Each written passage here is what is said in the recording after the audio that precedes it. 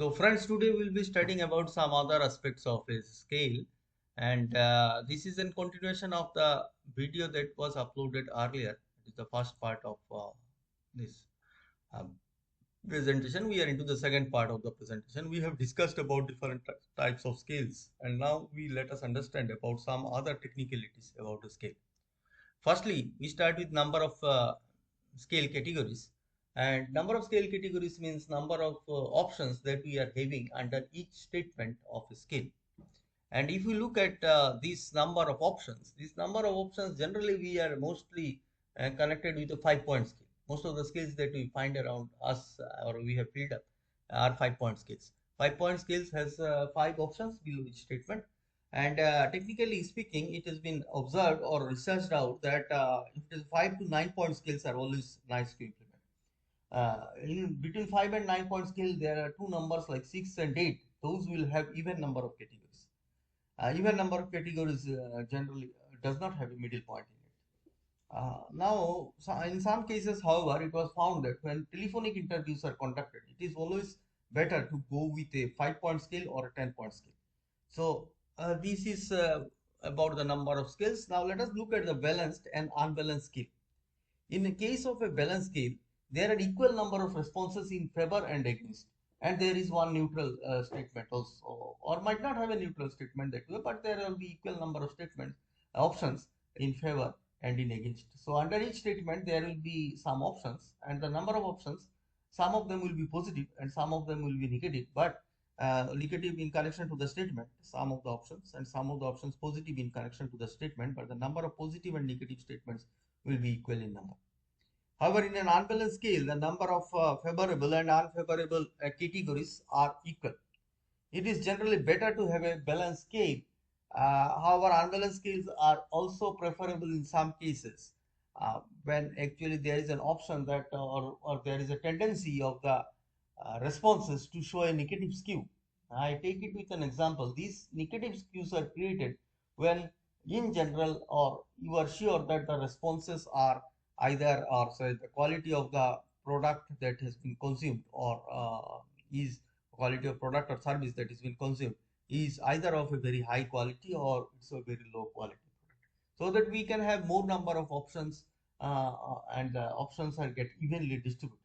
For example, in Kingfisher Airlines, when it was operational, and there used to be a response card in the back of every seat, so every passenger finds a response card in the front seat pocket. So in the response card, there were several statements about the services provided by the airliner to the passengers. And since they were very sure that the service quality is very high, so it was a 4-point scale. But they had 3 points which are in actually favor of the service at different levels. One is outstanding, one is excellent, one is good, like that. And only one was against that, which had a verbal descriptor of requires improvement.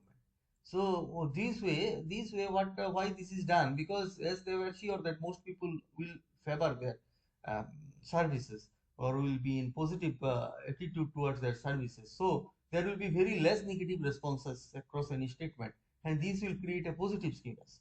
Similarly, if a quality of a product or service is very poor, then people might try to have a most people will give a negative response, and so it will become negatively skewed. So in such cases, these type of scales are unbalanced scales are used where there are unequal number of responses either in favor or in against the statement, so that the skewness can be diminished. Diminishing of skewness leads to application of several tests which requires the data is not skewed or data is symmetric. Anyway, so let us come to now odd or even categories. So how many number of categories here means number of options below a statement. So how many number of options should be there, and those options whether it should be odd or it should be even. So number we had already discussed that 5 to 9 is a good option, but whether it should be odd and even. Now even always naturally there is a neutral point when the number of responses are odd. For example, if you have 5 options, out of which the third one will be the neutral statement, it's a natural neutral point.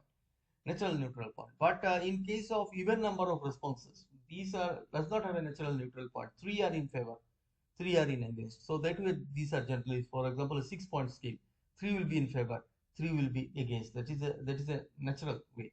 And for 8-point scale, four will be in favor, four will be against. That is the natural response. But in some cases we will not have it because in some cases we may not require it. We may need a neutral point. But even forcefully also you can have a equal number of options. Sorry, not equal number of options. You may not have a neutral point even in an odd number of when the scale points are odd. But that is not an artificial. That is an artificial way or a forceful way of doing the things. That just you have three in favor, two against, and no neutral point in a 5-point scale. So that can be done, but that will create an unbalanced scale. So this way, the number of categories are to be decided whether it should be even or odd depending on your purpose, whether you want a neutral point or you don't want a neutral point. So generally, even number of categories are preferred when a neutral point is not required.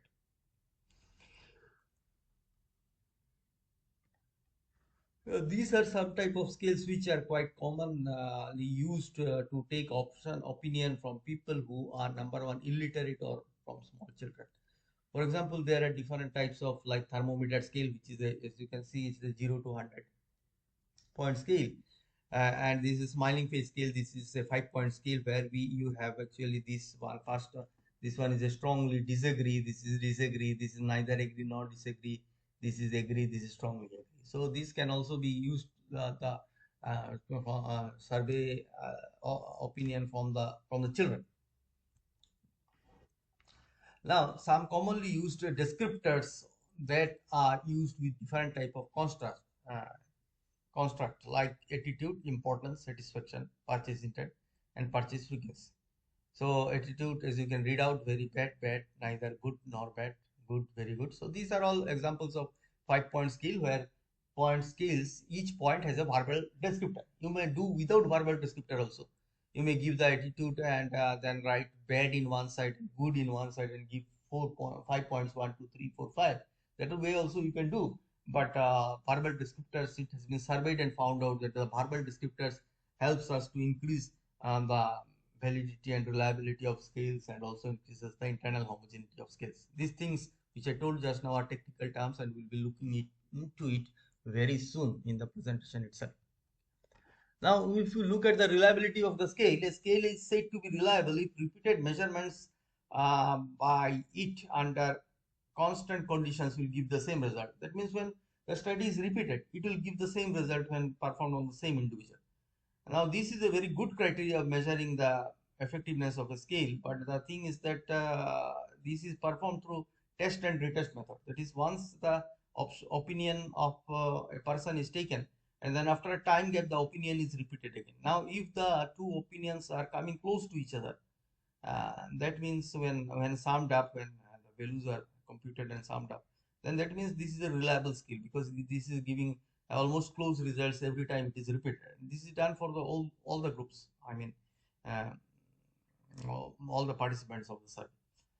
But this is also has some difficulty because we have to decide about a perfect time gap between the test and the retest. Because if they are very close, then the memory of the person might play a role. You might recall that what responses I gave first time, and accordingly I need to repeat those responses because it is in human nature. And once they are aware of the fact that this has been measured for checking the reliability of the scale, they'll try to recall and give the response instead of going with their instinct. And the if it is too long, then the attitude of the person towards the product or the service might change, and the different values obtained might not be because of the scale is unreliable, but because his opinion might have changed by that time. Now let us look at the validity of scale to find how much the scale is successful to measure what it is supposed to measure, that is called as the reliability. Let us take up an example. Suppose I am measuring the quality of food in a restaurant.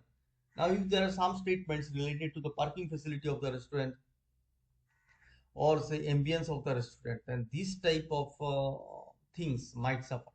The validity of scales might suffer in such cases. And we have gone through content validity construct validity, predictive validity, and concurrent validity. These are four approaches of measuring the validity of scale. Now, reliability of the scale, consistent result in several repetitions of the trial. So we get consistent results. That means, and validity measures the accuracy of the results. So one is consistency, one is accuracy. For example, this is one shooter, Babu Bhai. He shoots at a target. He wants to hit the bullseye, but his shots are in these places. So you see, he has shot all around the target, and the shots are not outside the target, and they are not close to each other also. That means this is an example which suffers both reliability and validity. It does not have reliability, neither it has validity. Next shooter, so he takes another target and shoots at it, aiming at the bullseye. You can see the shots are away from the bullseye, but the values are close to each other, indicating that this is not a he is not a valid shooter, but he is a reliable shooter in the sense that there is a consistency in what he shots. Then we go to the next shooter. He takes the third target and shoots. You see, he is coming closer to the target, but the values are all around. The shots are all around. That means this is an example of a scale which is valid because it is closer to the target, but it is unreliable because you don't know which side of the target he will shoot. And we got the last one, the Mr. Perfectionist. So he shoots at the targets, and he is here, and that is actually reliable and valid. So he is reliable and he is valid. He is reliable because his shots are closer to each other, and valid because it is on the target. So these is what we can translate into the scale in terms of reliability and validity.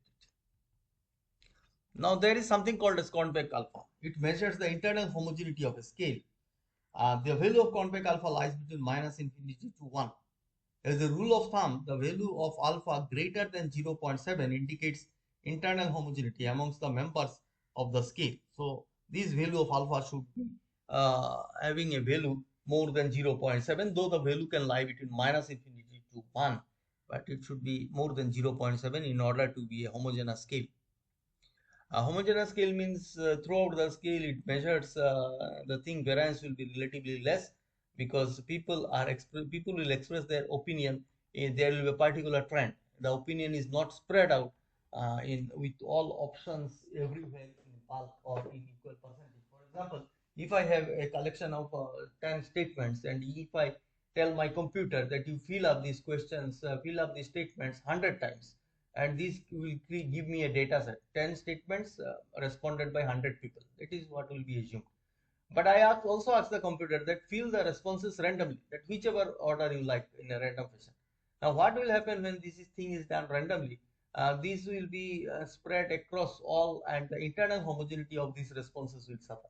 However, if this is implemented on a group of people, this group of people on an average they will have a particular way in which the responses will come, and that way the responses will look closer to each other. So internal homogeneity will be more in such scale.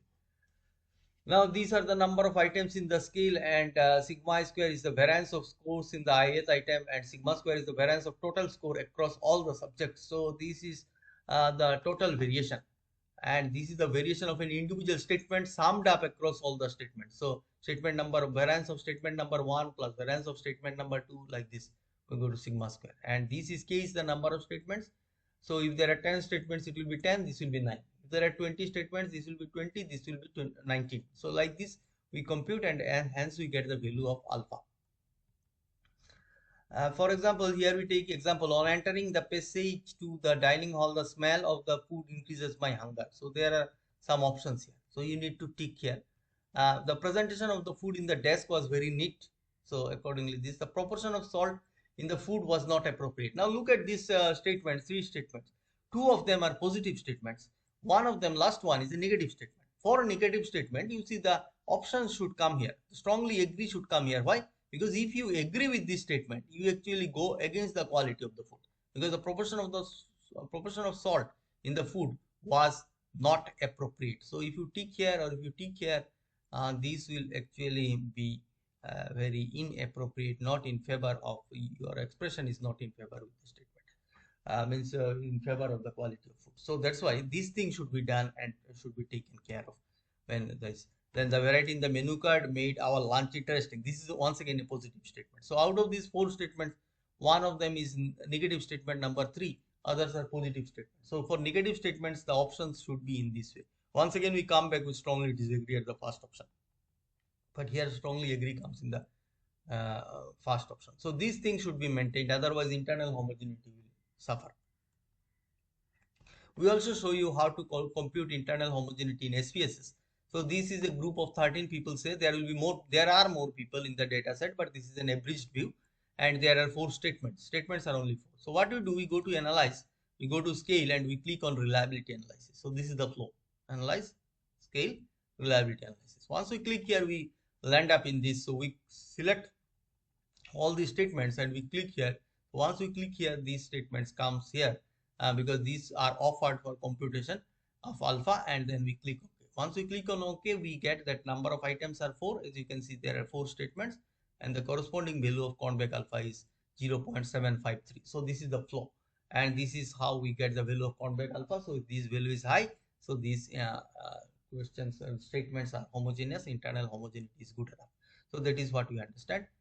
So what if internal homogeneity value is high but positive? That means it is high, sorry, high but negative. That is, it is high but it's negative, like 7, minus 13, minus 15. So this type of values. That means we cannot use it for further testing, as it lacks in internal homogeneity. In that case, we can check for error coding of errors. Some codes errors may be there in the code, as we have seen. In the previous 4 statements, the third statement was a negative statement. So coding was changed for those statements along with the verbal descriptors. So those things, such a thing might not have been done in that particular, and hence we are getting a negative value of Convex alpha and very high. Sometimes this internal homogeneity is negative, but it is small value like 0.5, minus 0.5, minus 0.7, 1 point, minus 1.2, like that. For this, number 1, you check the coding errors. Number 2, check the existence of some irrelevant statements. Some irrelevant statements might be there in the survey. As I gave you an example that you are studying the quality of food in the restaurant, but there is a question related to, or a statement related to parking facility in front of the restaurant. So this is not related to the quality of food. So these are some irrelevant statements. Can be detected through correlation between individual and total. So if you calculate the correlation of responses obtained under a statement with the total of across all the responses, and the correlation value is low or negative, that means there is some problem with the statement. It is measuring something else, or some issue is there with that particular statement. We need to recheck and correct our list of statements in the questionnaire. What if internal homogeneity is small but positive? Then there might be presence of some irrelevant statements. Once we delete it or remove it or replace it, we will get high values of Convex alpha, so that internal homogeneity will get maintained. What shall we do if we lack, if we find lack of reliability at the end of our study? If we find lack of reliability at the end of the study, then first thing is that you check the data, whether data was collected properly or not. That there should not be any duplication in the data set. Some people, they collect the responses from say 50 people and then make it 100 by repeating the same data and copying and pasting it so that the data size looks big enough. So this duplication must have taken place in the data set, and if that is also not done, then the responses are not given in a serious manner by the respondent. So these are some of the questions which might lead to a lower value of Convex alpha. Thank you for listening to this presentation, and if you have some queries related to scaling techniques, we can take it up in our live class. This ends our discussion related to scaling techniques. Thank you for your patience.